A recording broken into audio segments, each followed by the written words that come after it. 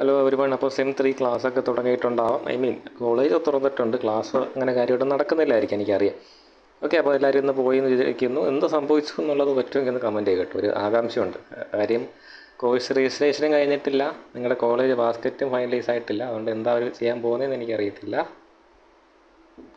എന്തായാലും കേരള യൂണിവേഴ്സിറ്റിയിൽ നിന്ന് കിട്ടിയ ഏറ്റവും പുതിയ നോട്ടിഫിക്കേഷൻ പ്രകാരം എല്ലാ കോളേജുകൾക്കും, കേരള യൂണിവേഴ്സിറ്റിൻ്റെ കീഴിലുള്ള എല്ലാ കോളേജുകൾക്കും UITകൾക്കും അവരുടെ 3rd സെമസ്റ്ററിൻ്റെ കോളേജ് ബാസ്ക്കറ്റ് അപ്ഡേറ്റ് ചെയ്യാൻ സമയം കൊടുത്തേക്കുന്നത് 5-ാം തീയതി 6 മണി വരെയാണ്. അപ്പോൾ അതിനർത്ഥം ഇപ്പോൾ നിലവിൽ എന്താണ് ഓരോ കോഴ്സെന്ന് കാണിച്ചാലും ചേഞ്ച് വരാനുള്ള സാധ്യതയുണ്ട്. കോളേജ് ബാസ്ക്കറ്റുകൾ ചേഞ്ച് ചെയ്യാം. സോ നിങ്ങൾക്ക് നിങ്ങളുടെ കോളേജിൽ നിന്ന് ഏത് കോഴ്സ് സെലക്ട് ചെയ്യാൻ പറ്റും എന്നുള്ളത് എന്തിനെ അടിസ്ഥാനപ്പെടുത്തിയിരിക്കുന്നു? ഈ പറഞ്ഞ കോളേജ് ബാസ്ക്കറ്റിനെ അടിസ്ഥാനപ്പെടുത്തിയിരിക്കുന്നു.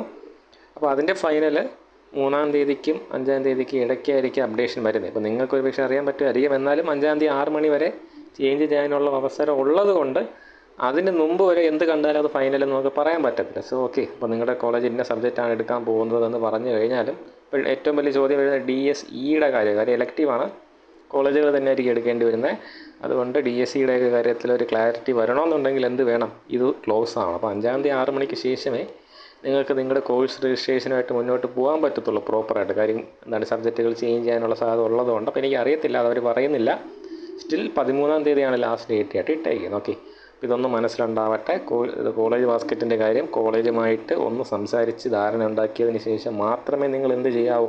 കോഴ്സ് രജിസ്ട്രേഷൻ ചെയ്യാവൂ, അതിലേക്ക് നീങ്ങാവുള്ളൂ. എന്തായാലും കേരള യൂണിവേഴ്സിറ്റിയുടെ പാർട്ടിയിൽ നിന്ന് അവർ എത്ര വരെ സമയം കൊടുത്തിട്ടുണ്ട്? 5-ാം തീയതി 6 മണി വരെ സമയം കൊടുത്തിട്ടുണ്ട്. എന്തിനു വേണ്ടിയിട്ടാണ്?